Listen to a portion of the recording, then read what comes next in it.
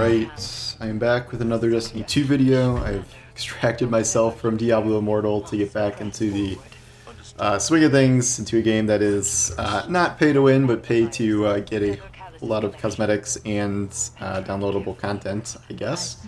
It is reset in Destiny 2, and that marks the launch of another story beat, because we are still pretty early in the season here, and we get stories for, I don't know, anywhere from like 6 to 8 weeks usually in a normal season, where there's developments that happen and then things kind of goes to a stop and maybe there's going to be something at the very end. We know for sure, I believe there are 7 this season, and the format seems like it's going to be 2 Sever missions for each character, one where they kind of struggle with their demons and then one where they overcome them. We just spent 2 weeks going through Crow, separating himself from Uldren, and now we are moving on to one that I would consider more interesting, which is Zavala and his relationship with his wife, who we have been hearing from as a ghost a few different times here. I just say it's different because like the whole Uldren Crow thing, like we've kind of been through at this point, and obviously we know Uldren, whereas we don't know Zavala's wife at all. I don't have her name in front of me. It's like Sophia, I think. And we learn kind of their grand history, not necessarily over the course of this mission, but there is a really, really lengthy, well, lengthy for Destiny, cutscene at the end of this. I'm not going to show it here, but I'll talk about it later. So I guess, you know, spoilers follow for that stuff down the road here. But I'll start with the mission itself. Some were worried that we were just going to get the same Sever mission just over and over and over again, like slightly tweaked. There appears to be at least 3 very different versions of Sever that we're going to get as story missions, whereas Crow, we ran the same thing twice, essentially, with some small modifications, and that led us to a battle in the Gauntlet against the Fanatic. Now we are in a different part of the Leviathan, somewhere we have not been yet, that I do not think is accessible at all unless you're glitching through it in the Leviathan patrol zone itself. But I think this is areas we've used in the past, back when the Leviathan was not Sunset. At least most of it is. I don't know. It's hard. It's been a long time since I was really crawling through the underbelly of the Leviathan, so I can't be positive. But and then we have some interesting segments. There's one where you're like, you fight a lot of Scorn, first of all, but there's one where you are like crawling across series of pipes, but like the angle is so narrow, it's like first person, and because you're carrying this wrench and it's like you don't see anything except the pipe in front of you. It's very strange. And then the ultimate boss battle is against the Fallen who killed Zavala's son, and that is something you kind of have his wife yelling at him throughout the course of this and saying that he should be ashamed. And keep in mind, this is not a literal ghost, this is Zavala's own psyche generating, like, I guess this is the ultimate form of negative self-talk here, where you are running into kind of your own worst fears generated by your own mind. This is really a shake in Zavala. Like, I like this because this is kind of a way we haven't seen Zavala before, where he gets annoyed and mad and stuff, and I think he was, you know, sad about Cade and things, but he never really goes. He seems like almost unstable, given how haunted he's being by his dead ex-wife here, and it plays out a little bit in the mission itself, and it's a fun mission. I assume the next version of Sever is just going to be a slightly modified version of this, ending in the same boss fight because he has the same nightmare to overcome. Obviously, we weren't going to be like fighting his ex-wife or something, so I'm not surprised to see a giant kind of fallen enemy in here. But the real reveals come where we're told that we need to go talk to Zavala and get him to share his feelings. We do that, and then he's like, go talk to Eris. Eris will share my feelings for me. So you talk to Eris in the helm, and then she gives you this really lengthy cutscene that kind of describes the full story of Zavala, which we haven't gotten in the past. We knew his son was killed by Fallen, but that's kind of all we knew. It talks about how he met his wife, who was a surgeon once upon a time, and sought refuge at Saladin's fortress back when Zavala was like his little protege. And then eventually they fell in love, so Zavala left it and moved to a remote cabin in the mountains.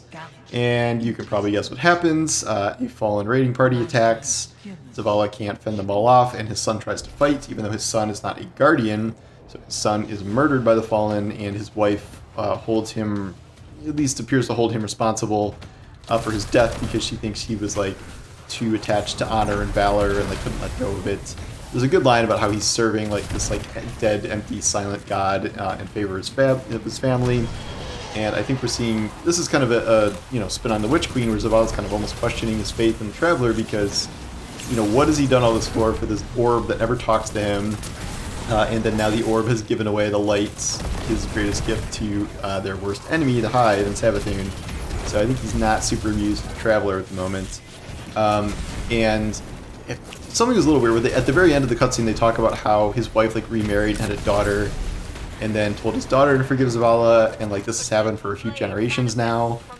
I'm wondering if we were supposed to know who like a direct descendant of Zavala's wife is. It's not his daughter, she got remarried, but like her great grandson or granddaughter. I feel like that could potentially be a character in the game. I don't know why they would have put that in the cutscene if that wasn't somehow relevant or somehow connected to a character we know or we're going to meet, but that just struck me as a little unusual, so we'll see. Besides that, we got the implication that we're going to wrap that up next week. Zavala will find a way to conquer his demons. There's a good little voice message that is between Zavala and Amanda Holliday, where he's talking about his family. Oh, he talks to Amanda Holliday. He won't talk to us, but he'll talk to Amanda Holliday. Holliday expresses kind of remorse about being so mean to Crow and saying that he doesn't deserve it. It's a good little scene. I haven't read the lore pages yet, but the sort of stuff is really good this week. Every time we get one of those kind of in-depth, quasi-animated cutscenes, I really like those. Those are always well done. In terms of actual gameplay, I'll just touch briefly on that.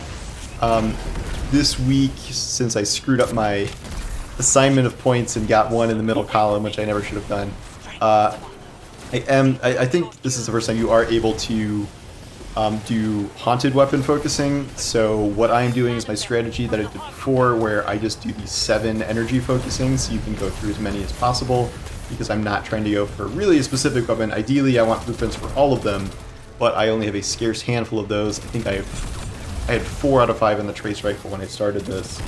I posted this on Twitter, but ultimately I focused 25 umbral engrams, so 25 times 7 energy. It was like 175 energy, I think. And I got 4 red frames, 2 shotguns, 1 scout, 1 auto rifle. The point being, this is going to take a very, very long time, and this is why I don't recommend target focusing, because target focusing costs 4 times as much. The opulent weapons you may have to eventually, because if you get 3 out of the 5 or 3 out of the 4 frames, you're going to not want to get additional red frames and just target focus the ones you're missing. Like I'm missing Drang. I have 0 out of 5 Drangs, even though I have 3 or the other 3 crafted already. I still have 0 haunted weapons crafted. I don't know how much I care about this. Like it's like the OCD part of me wants to get that done, and yet I don't know if there's any of those weapons that are really blowing my mind. And I'm already pretty happy with things I've gotten, like the incandescent mini tool, which I've been using in this video, and I'm about to get my Outlaw Rampage Austringer crafted and things like that. So I don't know. I gotta look at their potential roles, but nothing is immediately jumping out at me. It's a fully must-have. Maybe the Killing Tally trace rifle or something like that. But I don't know. We'll see. I'm just not sure what there is to be crazy excited about. There's a new glaive, an arc glaive, but again, there's nothing super wild on that from what I've seen. But it's very clear this is still going to be a pretty epic grind in terms of getting all these red frames. There's another thing I unlocked for the first time you redeem bound presents a week. That is 1 guaranteed red frame weapon. But again, we need 35 red frames across 30 red frames across 6 of these seasonal weapons here, so that is a long haul project, and then eventually you will have to start target focusing for 4 times the cost. So again, don't think the crafting system or the currency system in this season is all that great, but that is where I'm at. I don't know what the official red frame drop rate is. I think it's supposed to be between maybe 10 and 20% chance, but it could certainly be less, and you can go on some bad streaks there. So anyway, that's my thoughts on the very first part of the week here, now that I've done the story content, and I will be working on some other projects as the week goes on. So thanks for watching, and I will talk to you later. Take care.